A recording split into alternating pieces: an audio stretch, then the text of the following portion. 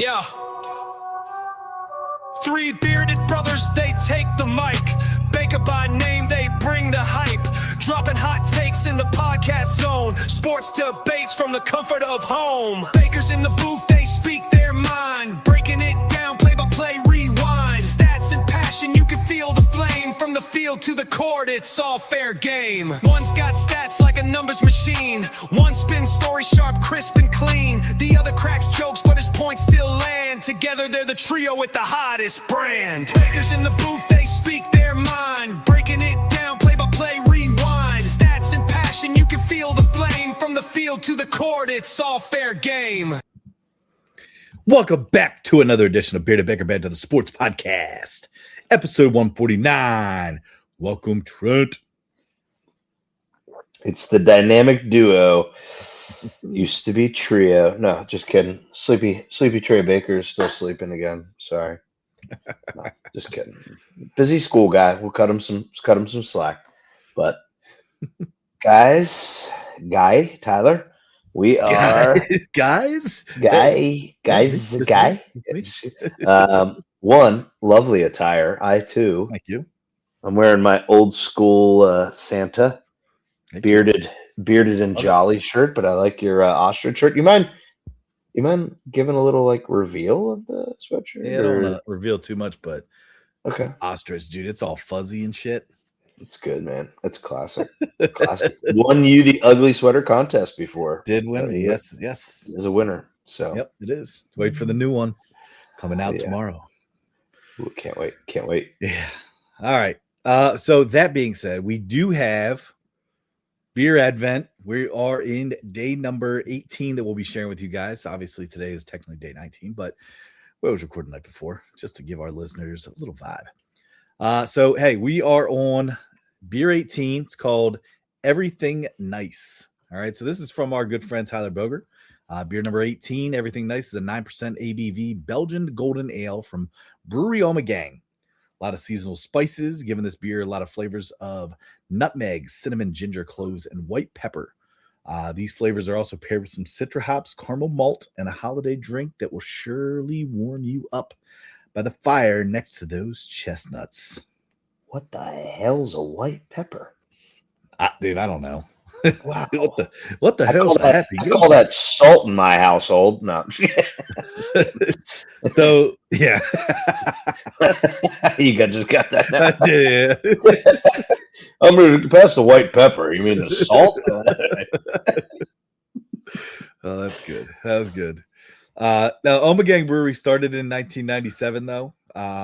What was kind of cool, the little fun fact I found out about them was they paired with HBO in the show Game of Thrones and actually did some flavors and bottles that were inspired by the show when it was actually on air. So they did Dragon's Milk, correct? Yeah, I think you're right. Sure. Yeah, so probably. Dude, can we just talk? Like I'm going out there and saying, absolutely best holiday spirit can. Like we got a freaking Nutcracker. We got like these little elves with goofy ass haircuts. Yeah, like I love this shit. Look at their eyes, though. A little creepy. Look, dude. The craziest thing too is I think was it Chris Meltzer was telling us that they also do Everything Naughty as a beer too. So they're doing Everything Nice, Everything Naughty. So this one's the nice one. Surprised Tyler Boger didn't go naughty. What is he thinking? I know. He's a rascal. He is a rascal. Emily always did say he's pretty naughty. Wow. I'll tell you what. Before even he's gonna be like, "Fuck you guys." Yep. All right. So I love Belgians. So I've got high hopes here. I'd also like to give a quick cheers pop top to Richard and also everybody else in the Advent. But cheers. Yep, that's always kind of go to. Let's do it, man. How's this puppy pour? All right. I was expecting a bit darker, even though I know it's called a golden ale. Come on, Ty. Dude, anytime, I don't know. I think it's just like my imagination thing. Like when I hear like spices and things like that, I always picture like a Mad Elf color. No, I think of whenever I hear spices, I think of white pepper. So I expect it to be pretty light. Sorry, I'm still stuck on this white pepper. I'm Googling it later. All right. I am pouring this in my favorite glass, though. This is the Treehouse glass, Trent. Whoa. Yeah. Whoa.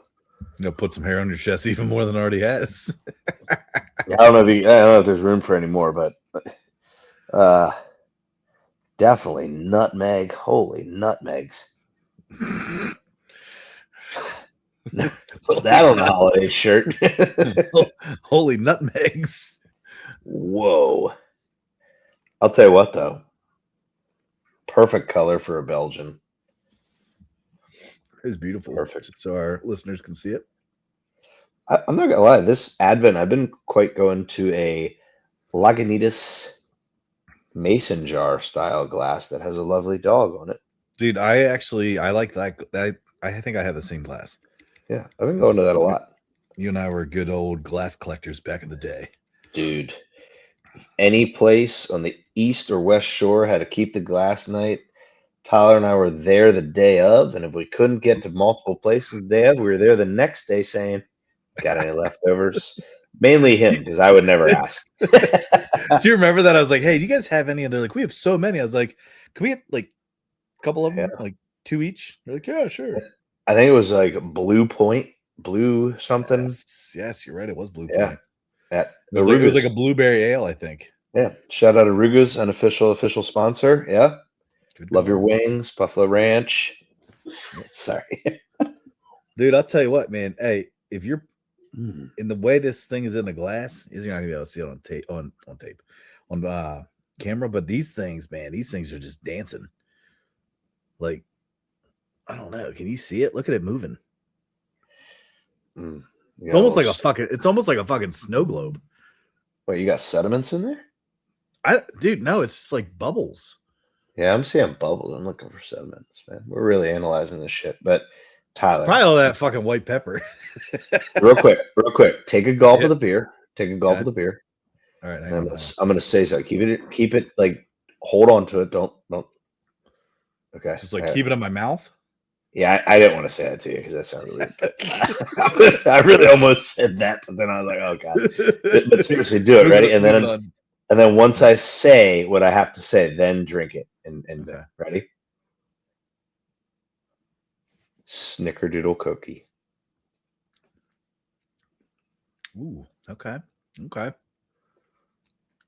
That's not bad. You almost wonder if that's that weird placebo effect, though. Like you say something. It's kind of like how I remember how I taught Dad to drink stouts. I was like, just think chocolate milk and coffee, and now he actually can drink stouts. But I would even just consume one with that beer. No, yeah, that's good. Yeah, I like it. Hey, Tyler, appreciate you. That's a good one, man. That is a good one. That's gonna be a fun one, especially at 9% as we continue with this episode. Let's go, baby. Yeah, here we go. It's all right, here we go. Time. Here we go. Ooh, all right, Ty. I see what you did there. Yeah. You know what? Trey's not even here to appreciate it. So I know. Yeah. All right, here we go. So we have the first round of the college football playoffs, which is actually starting tonight, 8 p.m. We got a good matchup of number 9 Alabama versus a number 8 Oklahoma. So spreads 1.5, over under 39.5, which seems relatively low. Although I feel like Oklahoma games usually go a little bit low just based on their head coach.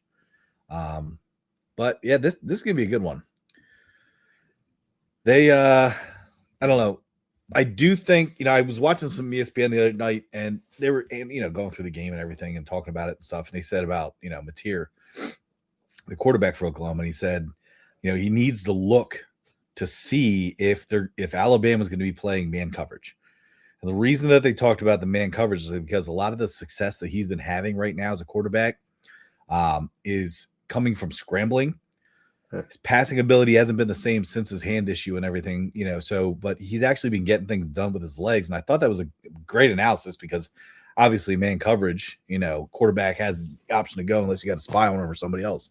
So something to watch for the rushing yards of Mateer. If you're somebody that can bet for college football player props, check that one out just to see what the yards are. Hell, that's one to keep an eye on. But analysis, Trent, what you got?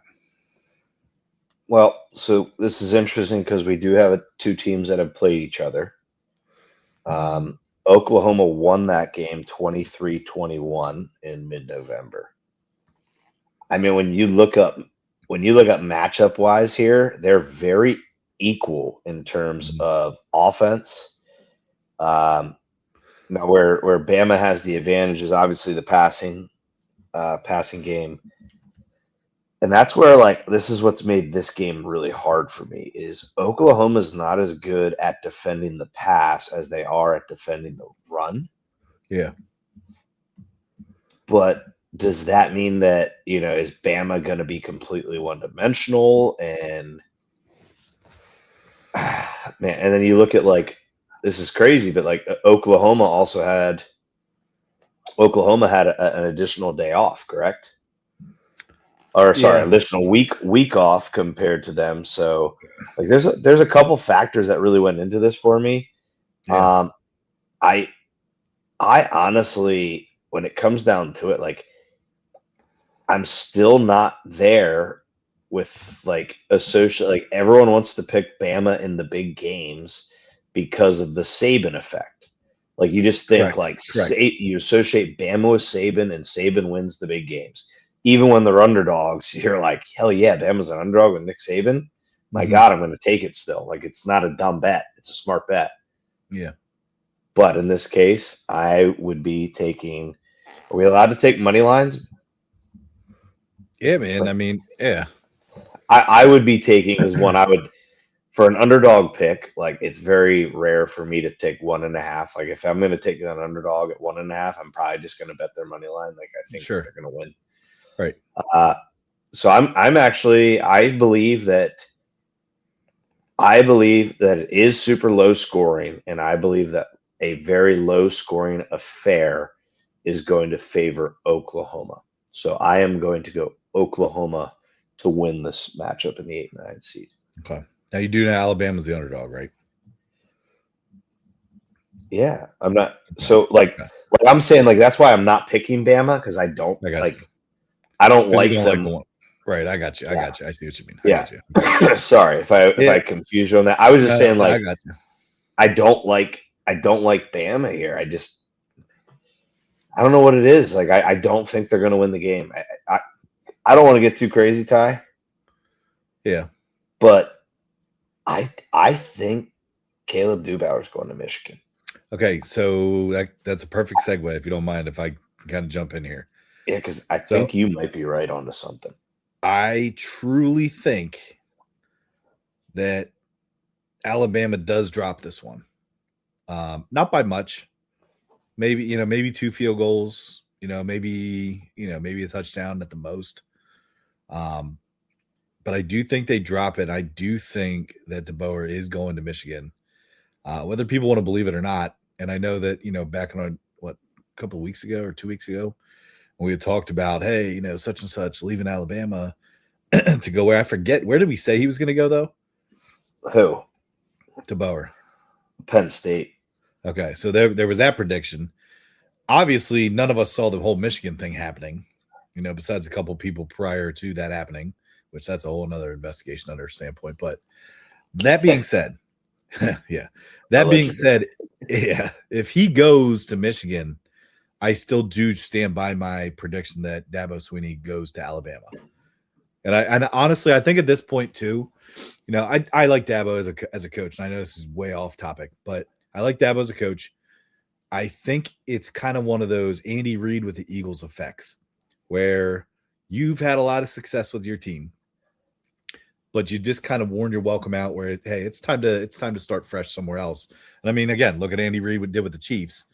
I think if you put Dabo in Alabama, Alabama could be a force to reckon with for a lot of years. And, as long as, again, this goes back to if Dabo can use, the transfer portal like he started to a little bit. So, but anyway, I'm on board with you, Trent. I think Oklahoma wins this, not by much.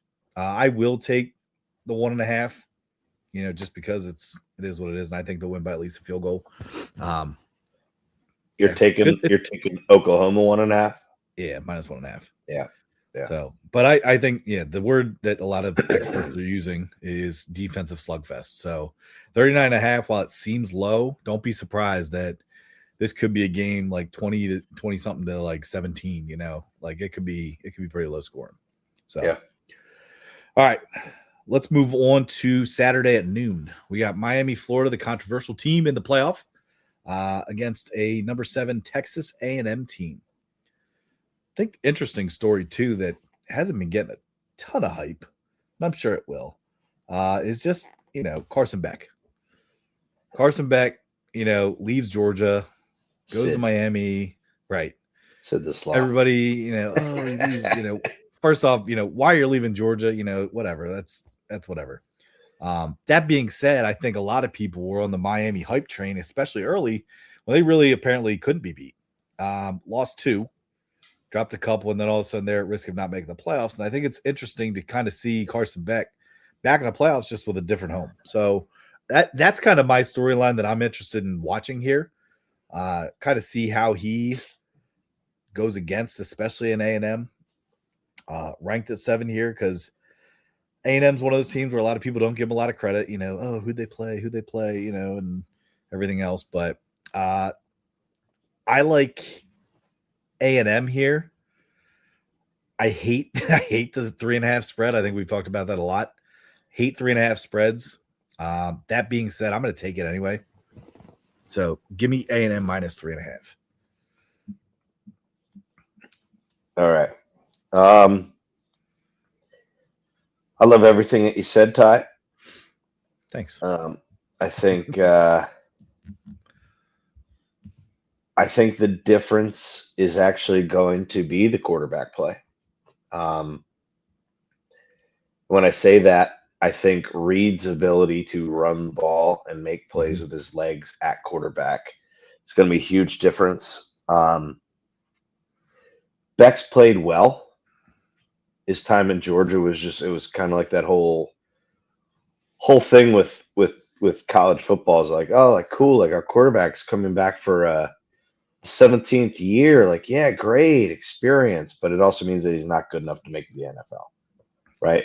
Not saying that about Beck, but I think Georgia was like, hey, we're moving on from here. We're sticking with Gunnar Stockton. Mm-hmm. Sure. He basically took him to the like through the playoffs because obviously Beck got hurt in the playoffs. But I think home field is going to play a very big role in all of these games. Mm-hmm. I mean, you get to host an extra home game, and Texas A&M has one of the largest stadiums. So I'm not. I think it might be the largest. It might be. I don't know. Michigan. It might be second to the Big House. It might be second to the Big House. But I like Mike Elko. I know Mike Elko's coordinators both took new jobs, but they are staying on board through the playoff. He's accepting of it. He had a really good interview on I think it was ESPN Radio. But I'm going A&M, and I think they're blitz schemes. You as a defensive guy, man, you've got to just watch A&M and watch the things they do with their defensive line and their linebackers in terms of like gap exchanging on stunts, and it is unbelievable. I mean, this guy Mike Elko knows ball. Like he had Duke. He had Duke as a contender with Riley Leonard there granted now Duke is ACC champs this year in football. They are a football school from what I hear. But yeah, I got Texas A&M here. Okay. All right. Next 2 matchups here. We got what surprised me real quick though is I'm surprised that they put this game at noon and the other 2 at 3:30 and 7:30. I feel like this should have probably been the 7:30 game, but it is what it is because we can talk about these I would have at least somebody call them myth matches, but I would have at least flipped the 2. I would have flipped the first 2. I think the Oregon has to be at night just due to the time zone because that's Eastern time. Makes sense. So it's like, I don't Yeah, know. that makes sense. Well, let's first look at the 3:30 game. We got number 11 Tulane against number 6 Ole Miss. Obviously, a lot of controversy around Ole Miss with Lane Kiffin leaving. Woo. Lane Kiffin leaving. His offensive coordinator did end up staying there to coach them through the playoffs. Obviously, super disrespectful line here with 17.5 for Tulane. I'll be honest, man. Whew. Can I start? Yeah, start with this one because I started last two. I'm going Tulane to cover 17.5. I do believe that I think there's a hangover with Ole Miss. And I also believe that isn't Tulane New Orleans? What's that? Yeah. Is Lane? I mean, I know like is Lane down there on Tulane's campus this week helping him out? No. No I'm way. just kidding. He wouldn't do that. No way, No right? way. Lane's not that scummy. Or He might. I He just might called him. actually. I just called him New Lane. Lane Kiffin. I didn't put a new in front of him. Hey, at least I pronounced it right. But I like Tulane to cover. I do. Quarterback just got approved for a 6th year, and he is going to be entering the transfer portal. So it's like you're finishing for your team in the playoffs, but like everybody's abandoning ship. And it's again not against transferring stuff, not against NIL stuff myself, but like this is what college asked for. Yeah. Exactly. I mean, you're exactly right. This is what they asked for. So, yeah, I like Tulane to cover 17.5.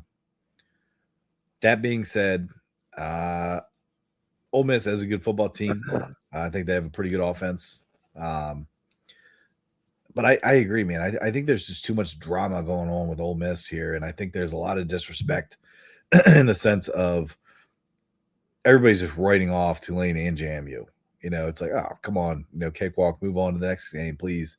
And I could be completely wrong. This is one of those games, especially like you look at these teams and it's like, oh man, they're going to cover. Let's go. That's a lot of points. And then all of a sudden, Ole Miss comes out, and hangs 60 on them. And then everybody's like, oh, we were right. We were right. That being said, because of all the controversy right now with Ole Miss, I'm also going to be on Tulane 17.5 for this. So it's a lot of points. You get the 2 touchdowns and a field goal, which I always like that little hook for that. So especially in this aspect. So give me Tulane 17.5. All right. Last matchup here. We got number 12, JMU. One last quick point to our listeners is also understand what Tulane did to an extremely high-powered North Texas offense. Like they, at least in the first, I know North Texas made it close to the end, and I know you're saying, oh, that's not SEC football, but it's still win or go home. Like these are college kids, so. Once again, Ole Miss players are spending more time looking where they can go next than they are potentially more focused on, hey, let's go win a natty. I'm just, and I hope that's not true. I don't mean to sound like I know what is going on in the locker room, but there's a very good shot at that. And I know Tulane's coach is leaving too, guys. I get that, but he's still coaching. Hey, and apparently North Texas quarterback also has his eyes on the next prize too. Pretty sure he announced transfer portal too. For North Texas, yeah. Yeah. Oh, yeah. Their head coach left too. Just take a pause real quick. Does your score say 30-30? Have you not been watching a little bit? Yeah. They gave him the 2 point. Mm-hmm. Hold on a second. Yeah. So we got JMU, Oregon. This is the Saturday night game. Again, another very disrespectful line. Looking at 21 points. That's 3 full touchdowns. I love the fact that JMU got in. I love the fact that Tulane got in. Looking at this, man, holy shit! I know this is Oregon's always it's Oregon, it's Oregon, it's Oregon. Oregon hasn't won the big one. They've made it pretty far a lot of games and a lot of times, a lot of years. That being said, I don't feel like this is the same Oregon we've seen in the last couple of years. What are your thoughts? I know you're almost an Oregon fan, almost. I'll be straight. I know you like Dan Lanning. 100%. Love the guy. Yeah. Just to give a little insight as to why I love the guy. He took pride in doing the shitty jobs the best. And that's how he got to where he is. Left elementary phys ed teacher, left with like $4,000 for him, his wife, and 2 kids, and made it work and got to where he's at now. Like just great story. Sorry. But this game's about the trenches. At this level of football, you could occasionally have some skill guys at a school like JMU that definitely could transfer to an Oregon, definitely could transfer to a big time conference and play and do well. Mm-hmm. But the big guys, right? Those are the ones like, and I'm being honest, like not defensive line guys, but offensive line guys. Tell me, how many times do you typically see a major offensive lineman stud who starts leave the school? It's true. I mean, I'm offensive line through and through. You know that. That's my pride. That's what I love. And the Oregon offensive line and defensive line is going to dominate the trenches. I think James Madison is going to struggle to get the ball across midfield. I think Dante Moore, mm-hmm. is going to have a tremendous game because he's just going to get to say hike and turn around and give it to whichever of the 3 running backs they have in the backfield and just say, clock's still running. We're scoring points. Dude, quack, quack. Dude, I just appreciate that you said hike. Like you're like a little elementary school kid. Like, yeah, damn right. Hike the ball. Like, unless I said that. He's gonna say hike. I don't know. I just feel like that's like such a little kid thing to say. I already got my son knowing how to pick his 1 foot up, hit it on the ground, tap his helmet, bring a little motion, make a check. He knows ball, and he's 1.5. Yeah. So we say hike in this household. Damn it! No. All right. So you're on Oregon 21 points. Yeah. Yes. The one concern could be getting up too big and calling the dogs off. I hear that concern, but once again, I even think at college you don't pull everybody out like you do in high school. Yeah. So like I still think even that like you're not pulling your bigs out. You're not disrupting your offensive line by putting random guy. You're not disrupting like they're gonna. Even if it is a blowout, you got to use it as a tune-up. Like that's in my opinion. Like that's where I also think like these teams that play first rounds that can play an extra game, everyone would say bad. Like, oh no, they're more wear and tear. But look at it I know basketball and football are different, but like how many times do those first 4 game teams actually win another game or two? Because you get momentum, man. Yeah, no, you're right. You're right. Yeah, I know this is tough. Like I said, I hate these big ass spreads like this, but I do think Dan Lanning and the boys are going to have he's going to have the guys playing well. I'm going to take Oregon because again, this is kind of like, I don't know. Ole Miss, I feel like, yeah, they've been good, but I feel like Oregon's a pretty veteran playoff team. Does that make sense? And I just feel like Lanning's a guy that just gets the guys to know how to play. So I'm also going to take Oregon 21 here. Yeah. But and honestly, I don't think it's a call the dogs off. I think you're in the playoff. I think you're just going to pour it on just to almost make statements.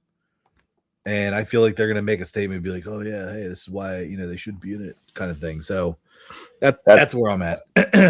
You're not off on that, Ty, because that might very well be a statement by these big conferences. Mhm. 'Cause remember, every playoff win that you get as a conference gets money to the actual conference too. Okay. So like that is another reason to say, like, get these small schools out. They don't belong here. Go get your own mid-major playoff, Yeah. like you've recommended in the Yeah. past. Like have another tier of playoff. But I want to give Frosty's picks. Ooh. I mean, Who's- sorry, who's- Trey's picks. oh, Frosty. Why is he Frosty? What are you talking about? Never mind. I can't say it right now. Anyway, Trey's on the opposite. I don't have, because he's not here. I don't have his reason behind it, but I do have his picks here for you guys. He is on Bama plus 1.5, so he's opposite of us. He is on Miami plus 3.5, so he is on opposite of us.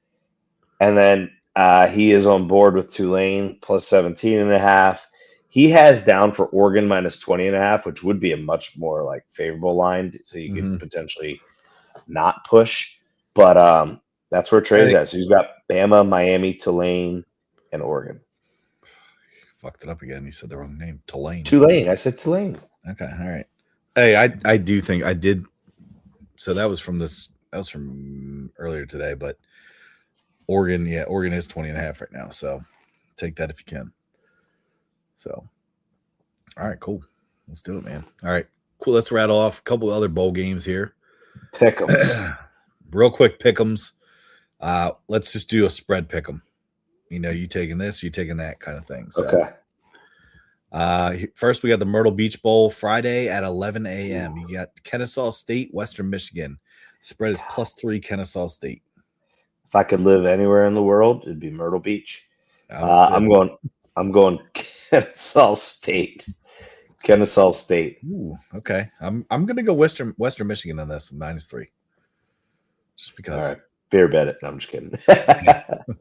Gasparilla Bowl here. We got Memphis +4 against NC State. Over under is 57.5 in this game. Is Gasparilla a flower? Man, I don't fucking know. I think it's white pepper. Anyway, let's go. Give me NC State. Okay. It's a pirate festival. I'm serious. I heard at those parties you can get some serious booty. It's Gasparilla Pirate Festival. Right? That was a good joke. That was good. I didn't even hear it. Who are you? Who are you picking? Sorry. I'm sorry. NC State. NC State. Right. Yeah, I'm on NC State as well, -4. Famous Idaho Potato Bowl. I love that they call it the famous one. Famous Idaho Potato. Damn right, man. Right out. Washington State +1.5. Utah State. Over under 49.5. Who you got? I could tell you that I've watched 0 of both these teams' games. I am going with Utah State. I was gonna say, give me the Aggies. Let's go. This is one though, Trent. Like you said earlier, I'll probably take money line. Yeah. Obviously, we're putting a sprinkle on all these games because they're all bowl games. 100%. This next Live in the moment. Toledo 6.5 +6.5 at Louisville, 45.5 in the Boca Raton Bowl.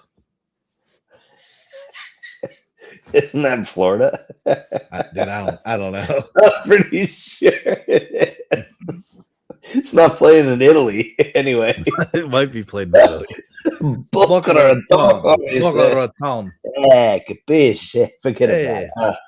Louisville. Love the Cardinals. Love Brom. Can't believe he's not Penn State's head coach, but I'll take Louisville. Yep. Same thing. Count me in. Double up. All right. New Orleans Bowl. Western Kentucky -4.5 at Southern Miss. You go first. Hilltoppers, baby. I can't Right. bet. I can't bet against that mascot. Look at him just looking at you. Freaking guy. Look at that guy. He's like the Hamburglar and the purple guy. I don't know. It's Grimace. It's Grimace. Grimace. Oh, He's like the Grimace. red. He's the red version of Grimace. Yeah, love him. Love it. They got to have some cool ass helmets. I'm sure they do good. Oh yeah, they do good there. They do well. Frisco Bowl Tuesday 9:00. UNLV -6.5, Ohio. I don't know if you saw the news that Ohio's coach is dealing with a lot of stuff. I Dude. know he's been out for a while now. Like, he hasn't been coaching. What intrigues me in this game, though, is the over-under 65.5. Freaking defense is out the ass, gone. Yeah, I was gonna say, wait, what? And after I said, yeah, I meant to say out the window, and then Yes.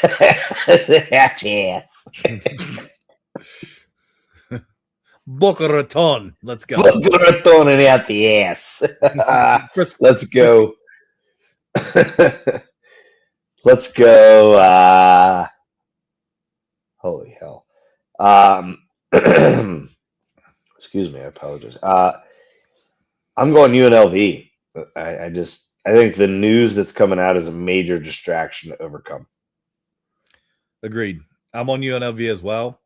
I, however, will be putting a little sprinkle on, I can't believe you missed that, on the over, just because I love that number because it is enormous and I just want to see a blowout. Let's go. Okay. So that's where I'm at. Barn burner. All right. Not a blowout. We got one more. Damn right. I can tell you who won't be betting on this game. Who? Steve, Fast Breaks. Oh, no, who's betting Cal? We don't even need to ask why. Well, it's called the Hawaii Bowl. He's not going to bet at all. Oh, yeah, he does hate this game, yeah. Sorry, Steve. Yeah, we love him. Wednesday, 8 o'clock. You got Cal against Hawaii in the Hawaii Bowl. Cal's -1.5. Do you bet against Hawaii in the Hawaii Bowl? Like, geez. I can't. I'm going to take the Fighting Rainbow Warriors. Dude. Yeah. Scooey. No, that's Arkansas tie. That's right. Shit. Sorry. It's Chehu. You kind of sound like Maui. You did, Trent. Damn right. There you go. You're welcome. Ha. What can you say? I know. All right. Well, you know what time it is. It's everybody's favorite segment.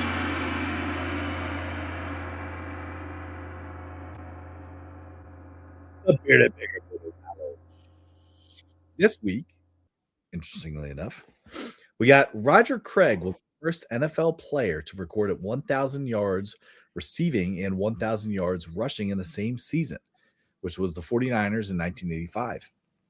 Only two other players have done it since then. You had Marshall Faulk with the Rams in 1999, and you had Christian McCaffrey with the Panthers in 2019. Interestingly enough, the Niners' very own Christian McCaffrey is on pace to eclipse that record again this year. So we'll see what happens. But yeah, Roger Craig was the first to do it, man, 1985. Can you believe that only three guys have done that, though? Like, that's nothing. 1,000. I mean, that's a pretty huge ass feat. Like, that's nuts. But I'm saying, like, think of all the scat backs that have been out there in the years, too. Like, you know what I mean? Like, I would have thought, like, even like a LaShawn McCoy. You know, like I figured like Shady or somebody would have done, or, you know, Adrian Peterson. Yeah. You know, it's like, yeah. Tal, I'm just going to put this out there. Like, just for your sake, because you're a Niners fan. Yeah. We might win the first pick again in a fantasy league that we manage together. Let's just, no matter what, not take Christian McCaffrey for your team's sake. Agreed. I agree with that. Okay. Just making sure you are on board. We didn't do it. Every year we take him, listeners, he gets injured. So, and then of course this year, first pick, let's take Jamar Chase. You know, that was a lot of me. I'll take ownership of that. But look at McCaffrey. He goes like 10th overall. What the hell? Dude, he's fourth, I think, third or fourth in receiving yards in the entire NFL, and he's a running back. Yeah, I know. Like, put that shit in perspective. Oh, yeah, we know. Damn it. All right, here we go. NFL Week 16 matchups. All right, playoff implications here. We got a couple big games this week. Saturday games. A couple Saturday games. We got a couple big injuries from last week. I mean, obviously the Patrick Mahomes news, even though the Chiefs are now out of the playoffs. Packers lost a couple of guys, too.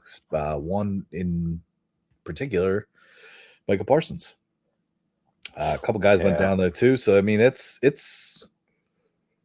It's interesting. I mean, there's some, I don't know. I feel like, didn't they say it was like 6 or no, I think it was like 3 or 4 ACLs last week alone? Because the Ravens also lost their top tackler to an ACL injury as well. I don't know if you saw that news. So I don't know. Interesting time here with the NFL, but there's still a lot of different playoff scenarios that can happen. AFC still has a lot of movement that can happen. The NFC still has a lot of movement that can happen. So let's get into it here. We got Saturday 5:00. You got the Eagles versus Washington. Washington has now decided to sit Jaden Daniels the rest of the season, which I'm pretty sure that's probably smart. Tank, you mean? 100%. 100%. So Mariota's starting for the rest of the season here on out. Do the Eagles get back on track? Do they cover 6.5? Because I don't trust the Eagles offense.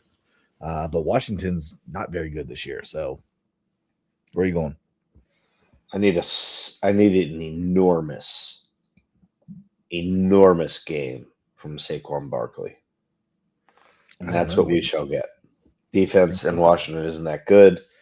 Eagles cover. They got a great tune-up game last week against my Raiders. So Eagles 6.5. Okay. Easy. All right. Yeah, I'll go Eagles 6.5. I mean, like I said, no offense to your team, Trent, but the Eagles offense is not good. And they hung up 31 points. It was bad. It was not fun to watch. All right. Yeah, I'm Eagles 6.5 as well. Next, we got Bears, Packers. This is in Chicago. Packers are underdogs. Interestingly enough. No. Yeah, Packers are 1.5 underdogs. It still sits like that right now. Like I said, I believe did Christian Watson go out? He did. So Christian Watson, he's not right now. I'm not seeing him on an injury. He might be there. Holy shit. He is. He's questionable with the chest. Questionable with the chest. Josh Jacobs is questionable with the knee. Parsons is obviously out. So what the hell is going on here? Because Packers sitting at 9-4-1. I'm not saying they're, not going to make the playoffs because I'm pretty sure they kind of control their own destiny here for sure. Yeah. Obviously, it's the difference between a wild card and a division winner here. So do the Bears take this? Are the Bears that good? Because the Bears have also ruled out Roman Dunze. He's out with a foot injury, and DeAndre Swift is also questionable with a groin injury. And Luther Burden's out too. There you go. So what do you think? Who you got? I am Packers. I got Packers. I got Packers +1. I just look at and once again, I think I said last week I'm done picking against the Bears.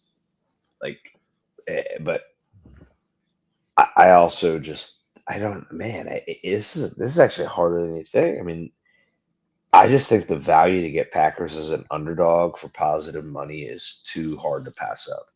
I still think even without Parsons, I still think they're an NFC contender. So I'm going, and the Bears are too. Bears have the second best run game in the entire NFL. So I was gonna say, man, Swift has been running his ass off this season. So yeah, but so is Monungai. Yeah, that's true. That's very true. Monungai is doing really, really good. So I'm going Packers. Okay. Yeah, I can't bet on fingernails, so I'm going to take the Packers as well. So +1.5. Jeez. Sorry, that's terrible. But no, I don't know. I think Josh Jacobs will play. Christian Watson will play. They're going to be fine. Jordan Love's going to be okay. Everything's going to be okay. And I think that it'll come down to one of those, back and forth kind of thing. But I think that the Packers will ultimately win. It'll be a close game. I think 1.5 is a perfect spread for this game. Just simply for the fact that all the Bears games are one-score games, I feel like. So, and they've had a lot of success with that. And they come back. Yeah. All right. Next one we got here. I know Armchair Take was kind of directed at Josh Allen a little bit this week with, I believe it was your take. Bills -10.5 at the Browns.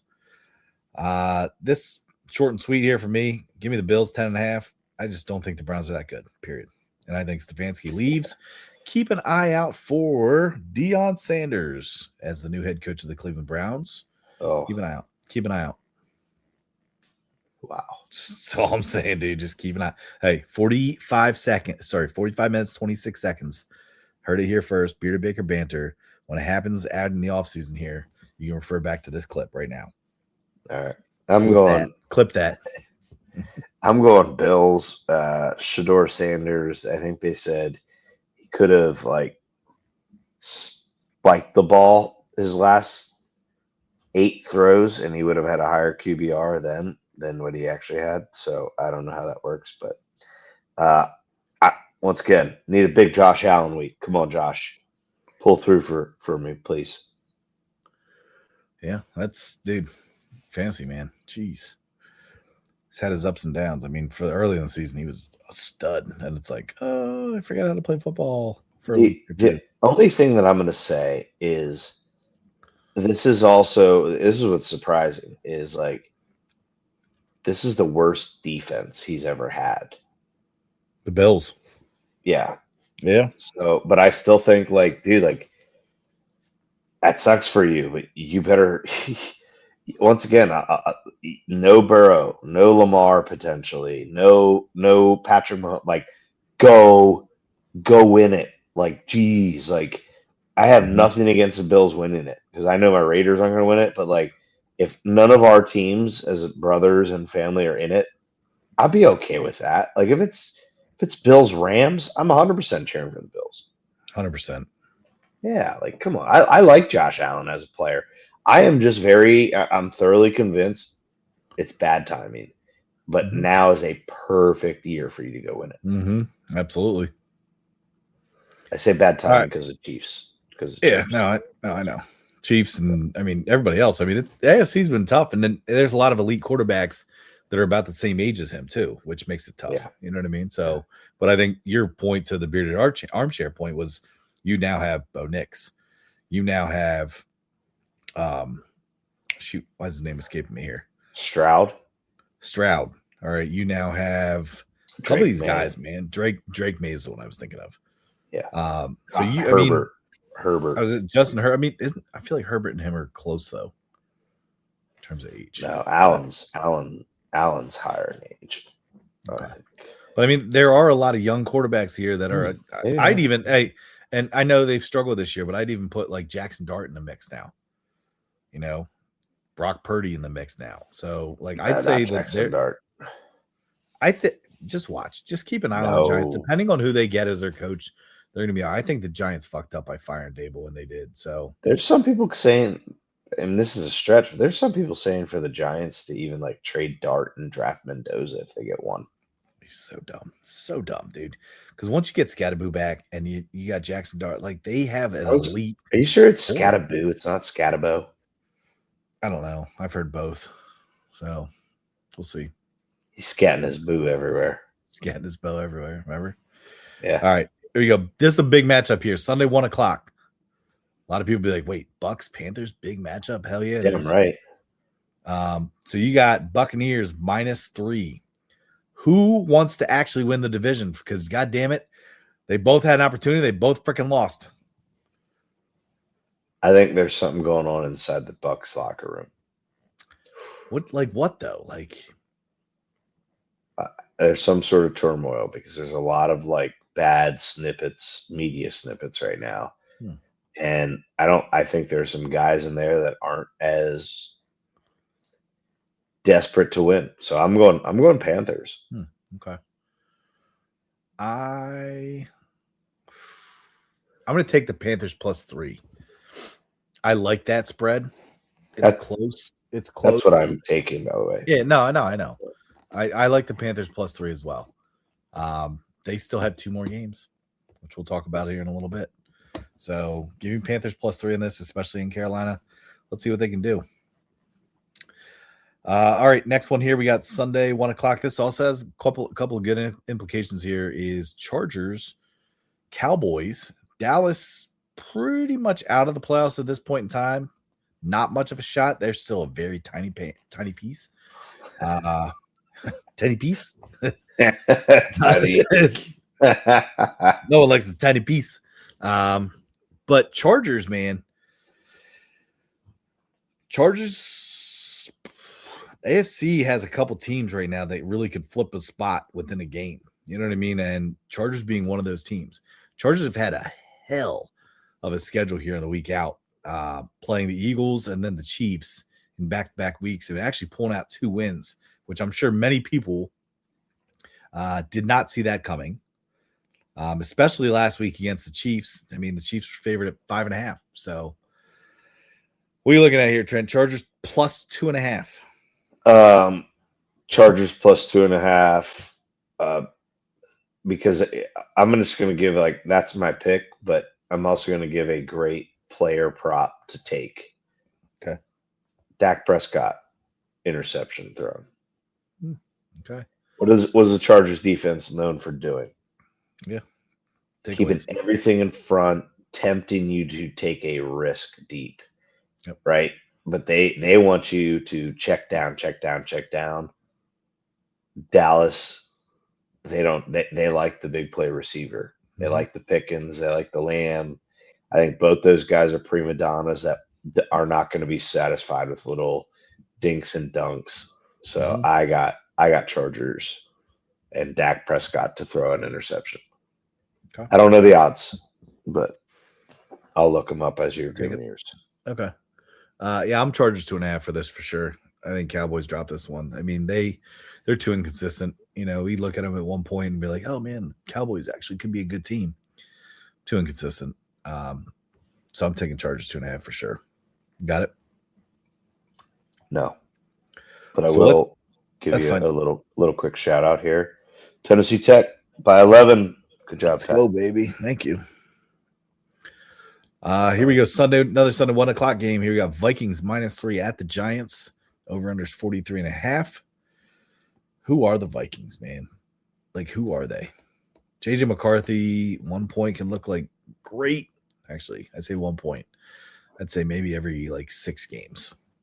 Other than that, it looks like dog shit. So I did respect him actually shaking all the first responders' hands. That was pretty cool scene. If anybody saw that on X, went down the line, shook all of their hands, which was pretty cool. So respect for him. But Vikings -3, give me that. Yeah, me too. I'm with you. Okay. Dak Prescott throw 1+ interception -139. Decent juice. Take it, man. Take it. All right. Bengals Dolphins. Shoo. Bengals all of a sudden hey, we might actually take the division and we lay an egg. All right. So I'm not sure. I know there's a lot of speculation about Joe Burrow right now, whether or not he pulls a quick Andrew Luck and retires. Nobody's really quite sure. I know there's some speculation out. I think it was Jamar Chase said you never know what guys are dealing with outside of the football field and everything else. There's also speculation there's stuff outside going on. I don't know. I'm not really sure what to take of Joe Burrow right now. I think Joe Burrow wants out of Cincinnati, personally. We'll see what happens there. I also think Zach Taylor's seat might start getting really hot. Good coach. Good. Can I say something? I honestly, I think all of this is Joe Burrow's way of looking to get somebody different in there. The coach. I do. I think he's doing this because, you're paying him, but you have a franchise guy. I would honestly, Ty, and this is nuts, as a Raiders fan, I would be willing to give up easily 3 first-round draft picks. Oh, 3. That's ballsy. For Joe Burrow. Okay. I might sit there and say swap this year's, though, with the Bengals. Just speaking, sure. because then what you could do is you get a pretty good lineman with the Bengals pick, give them the number 1 overall pick. Now they could take Mendoza and start over. Yeah. So it's a win-win. Yeah. I would take a proven Burrow over drafting Mendoza with the risk of, although I don't think Mendoza is much of a risk. But back on track. I do think all this talk is literally just to push the front office to come approach him and say, Get "What rid of can we Zach do Taylor. to?" Yeah, and who do you want, Joe? Cool. Like who do you Fair. want? And maybe it's Coach O. Go Bengals. Oh man, I They didn't are think a of that. tiger. They are a tiger. Dude, and you got Jamar Chase there too. Get the band back together. You might be able to even get Justin Jefferson at this rate. I mean, hell, who knows? You trade him straight up for T. Higgins. Could you imagine? Dude, that'd be fucking nuts.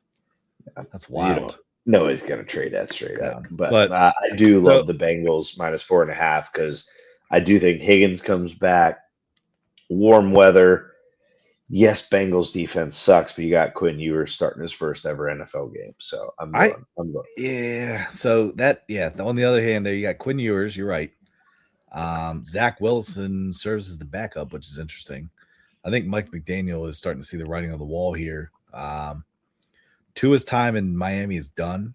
Where he goes, we'll figure that out here in some offseason talk and stuff. But give me Bengals 4.5. I mean, Joe Burrow's your quarterback. He's a very good quarterback. So, yeah.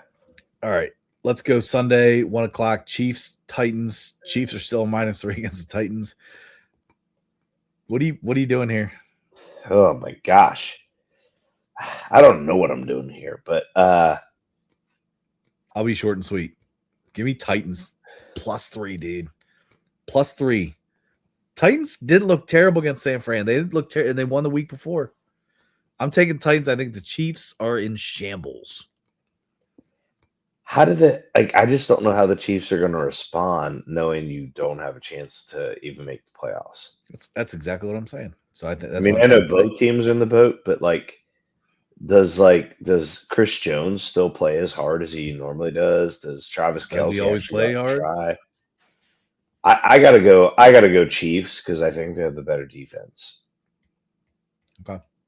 And defensive coordinator. I'm taking Titans +3. Let's go. All right. Another Sunday 1 o'clock game here. Jets, Saints. My gosh, there's some dog shit games here. There's some good games, but there's also some dog shit games. Jets +5.5, Saints -5.5. Give me the Saints -5.5.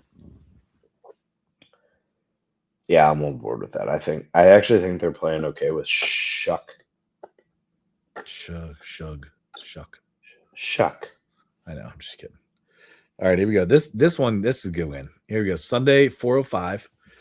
Jacksonville Jaguars at the Broncos. I believe the Broncos have the best record in football right now, 12-2. Jacksonville's a +3 underdog at Mile High Stadium. What do you got?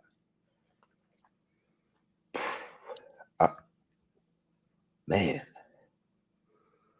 Going Jags. Okay. I'll keep this short. And I saw her face. Now I'm a believer. Give me Broncos. Whoa, believer. Oh, believer, baby. Copywritten, beardedbakerbrothers.com. I was going to say, hold on. I don't got it.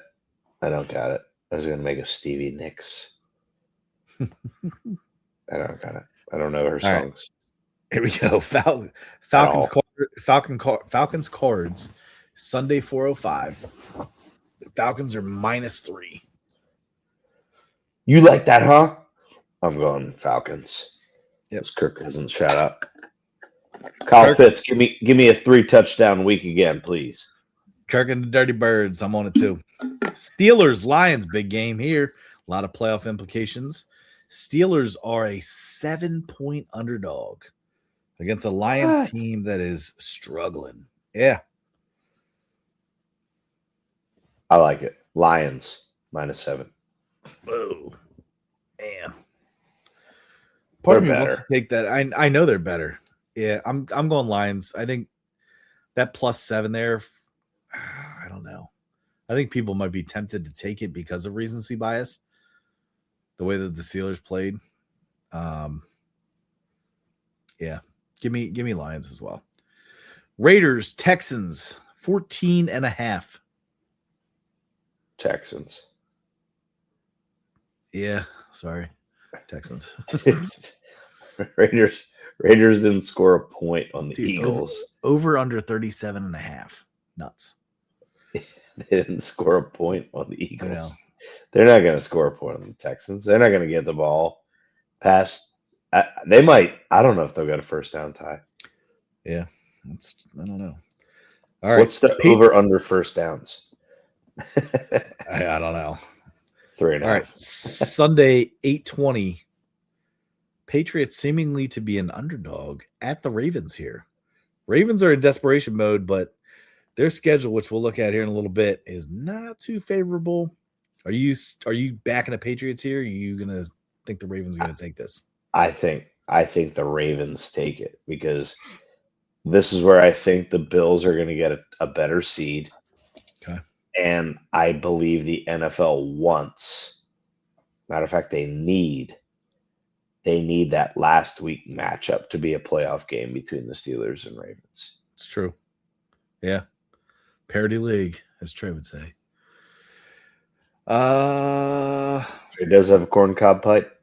It does. I'm gonna fall for it. I'm gonna take Patriots +3. Last game here. We got the 49ers against Phillip Rivers and the Colts. It's at Indy. Colts need a win here, man, to stay alive. Niners need a win here to stay in contention for the NFC West Division Championship. So I am all over San Fran -6 here. I think that the boys are playing pretty well. I got Niners. I mean, I love Phil. I do. Damn it. What? Fucking Rams. Yeah. Sorry. I like Phil. I love his comeback. I love all this stuff. But I mean, did you watch him throw?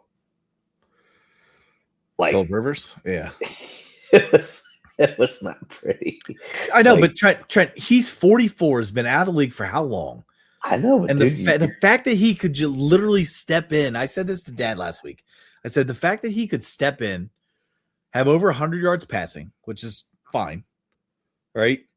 And just still play an NFL quarterback position is bananas. Can I just ask it? Like my question is there any other option out there besides him? Like, I'm not gonna lie. You want to know who I'm wondering why they didn't reach out to, unless like he's not allowed or they would have had to pay more or give up more? Who? Derek Carr. Yeah. I don't know. Like, I don't know. Derek Carr to the Colts. I bet everybody in the world sits there and says, "Holy shit, what a play! Like, what a move!" Like, I'm just saying, like, not Cam Newton, because I know Cam Newton went off about how offended he is that they went to him and they went to Phillip over him. Yeah, but like my thing is like Derek Carr fits that offense, man. Like, can I tell you why? Can I tell you why? Because Phillip Rivers has had more success in the NFL than Derek Carr, and I think we mentioned that. But listen, and Phillip Rivers also has a direct connection with Steichen because of the offense that he was running with the high school team that he was helping coach. And they were in contact all through the NFL season. Like, that's the same offense. I know it. So like that's your connection. That's you're not coaching the team. You're making throws on the field, and you can't. Once again, I wanted him to. He threw a touchdown pass, which was awesome. But every ball that had to go over 10 yards was fluttering. It was a loft. But I like Bolo Ty Phil. 12 kids. He's a grandpa. Totally a smart move for his healthcare benefits, which is true, by the way. Didn't even think of that. They expired this year, and because he's back playing, he gets another 5 years. Good for him. Coverage. Smart as shit, man. Businessman. Oh yeah. All right, here we go. TV. He has no TV. No. All right, this or that segment. Nobody gets that. I did. Okay, sorry. That was inappropriate. There we go. More passing yards this week. Dak Justin Herbert. Herbert. I'll say Dak, but I still think the Cowboys lose.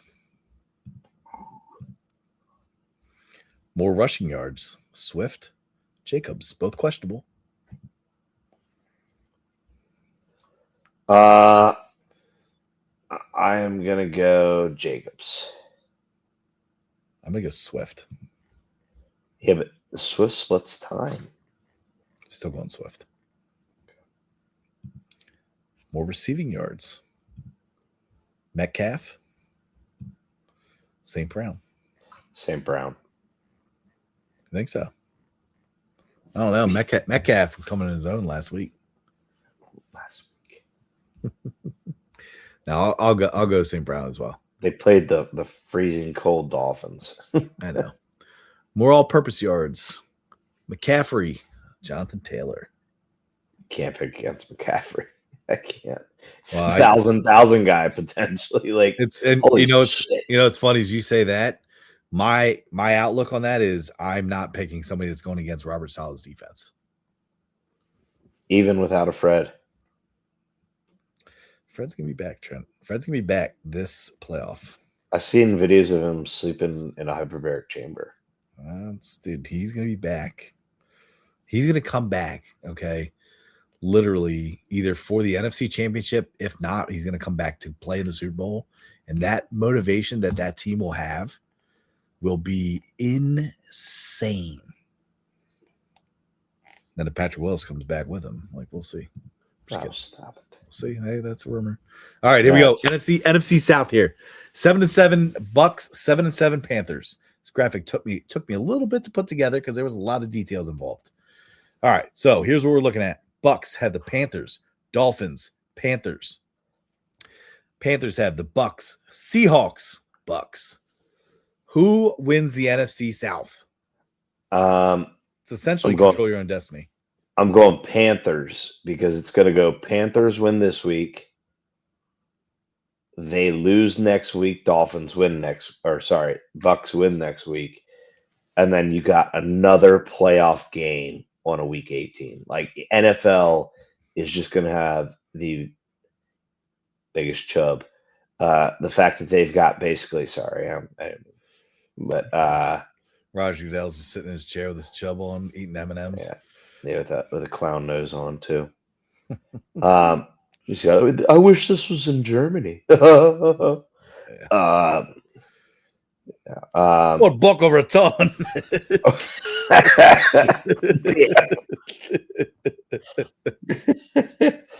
Yeah, he's actually going to throw Gasparilla if the Bucks win, right? Oh god, a pirate festival. Full circle, right? Absolutely. It's like comedians. They just come back to the original jokes. Damn right. Yeah. So I got Panthers. I'm gonna go Bucks, man. I just looking at that path. It's so hard. I love just look at the path, man. And the Bucks started out so good. Like they were a tough team to beat. I can't look at that schedule and say Panthers, Dolphins, Panthers. Oh, the Panthers are gonna take this. When you see the Seahawks in there too. I think something's up. Maybe you might be right, but I'm gonna go Bucks here. All right, here we go. The other big one here. AFC North. We got Steelers 8-6, Ravens 7-7. Now final schedules. Whoo! Quite a dogfight here for the Ravens. Wow. Yeah. So you got the Steelers, got the Lions this week. They got the Browns, and then they got the Ravens. Now, keep in mind, they're also a game up on them. Ravens had the Patriots, the Packers, and then the Steelers. Who comes out on top? Because this is a pretty good ending here to this little matchup.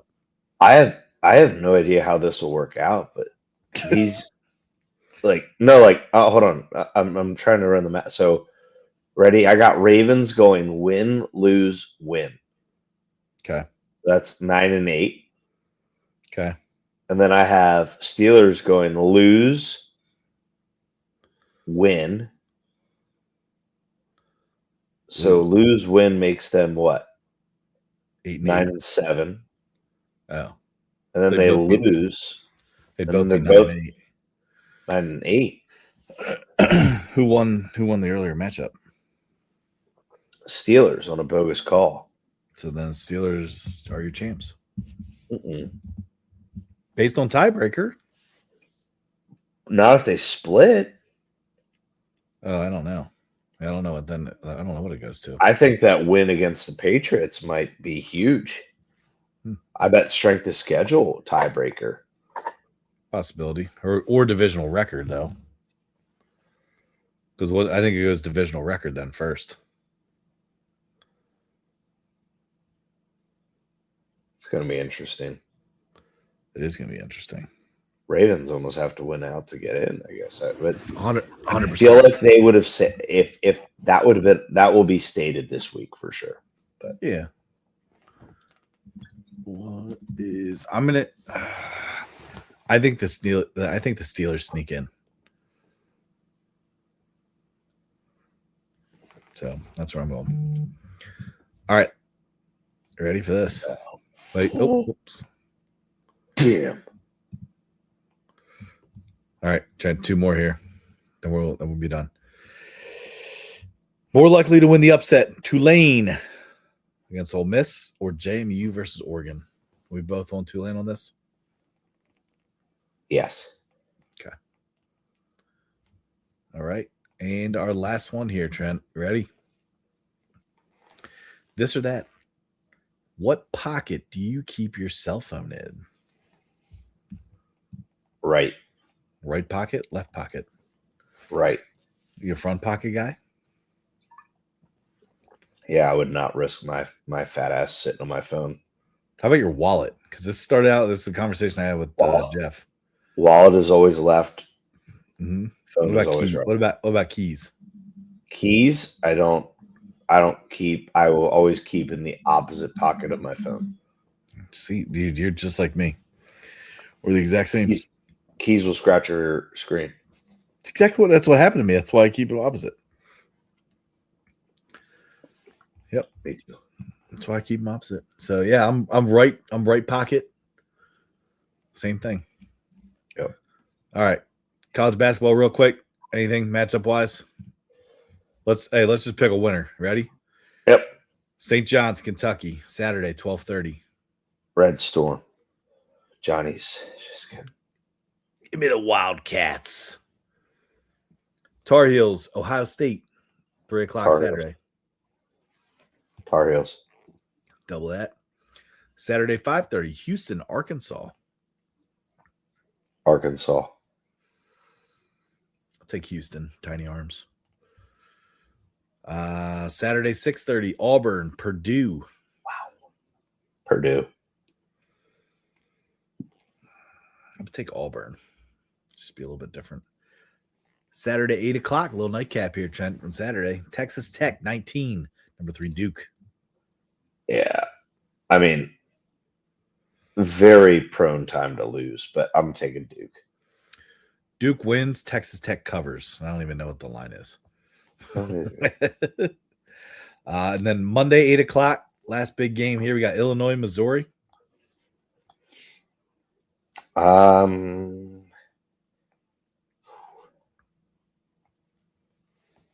I got Illinois.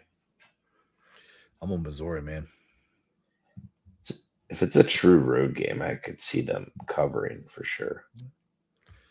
Yeah, we'll see what happens. All right. That wraps up episode 149. Appreciate you guys. Have a great weekend. Enjoy your sports. Enjoy the college football playoff. Friday tonight, 8 o'clock. Let's go. Have a good weekend. See you, Trent. See you, buddy.